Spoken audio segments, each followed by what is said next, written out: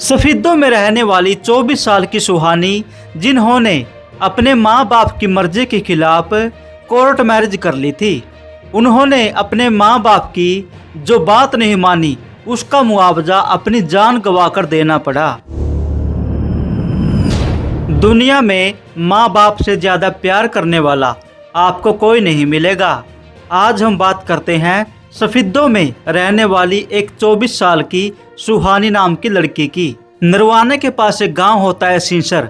सींसर में एक लड़का होता है जो कि अपनी बहन अपने जीजा के पास सफीदों में रहता है।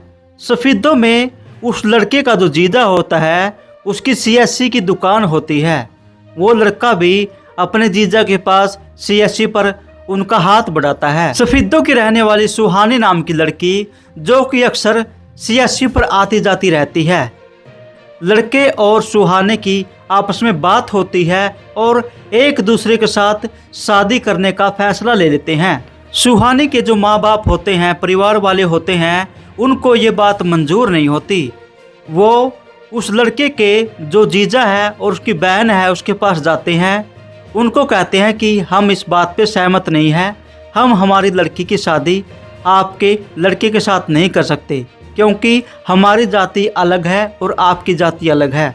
सुहानी जो कि चमार जाति से होती है और वहीं पर एक जाट समाज का आदमी जो कि सुहानी को बचपन से ही अपनी बेटी मानता है, वो सुहानी के माँ बाप से कहता है कि आपकी बेटी की जो शादी होगी उसका सारा का सारा खर्चा मैं उठाऊंगा क्योंकि मैं सुहानी को अपनी बेटी मानता हूँ, अपनी औलाद से बढ़कर मानता हूँ। बार बार समझाने के बाद भी लड़का और लड़की आपस में बातें करते हैं और सुहानी के माँ बाप मजबूरन इस रिश्ते को कबूल कर लेते हैं।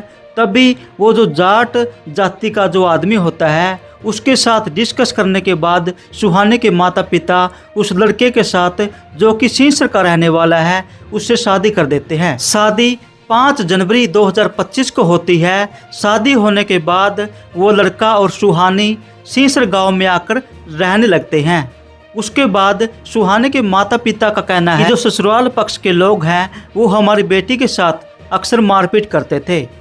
हमें कई बार बुलाया गया फ़ोन करके, जब हम जाते थे हम अपनी बेटी को समझाते थे कि आपको बेटी यहीं पर रहना है। सुहानी के माता पिता ने कहा कि हमारी बेटी पर लगातार अत्याचार होता आ रहा था और ससुराल पक्ष के लोग दहेज की अक्सर मांग करते थे, कभी बाइक मांगते थे, कभी गहने मांगते थे। उन्होंने कहा कि सुहानी का हमारे पास शाम को 7 बजे फ़ोन आता है। वो कहती है कि मैं सुबह आपके पास सफीदों आ रही हूँ, लेकिन सुहानी अपने घर की बजाय राम को प्यारी हो जाती है क्योंकि 10 बजे जो गांव सींसर का सरपंच है वो सुहानी के माँ बाप के पास फ़ोन करता है और कहता है कि आपकी बेटी ने फांसी लगा ली, फांसी का फंदा लगा लिया।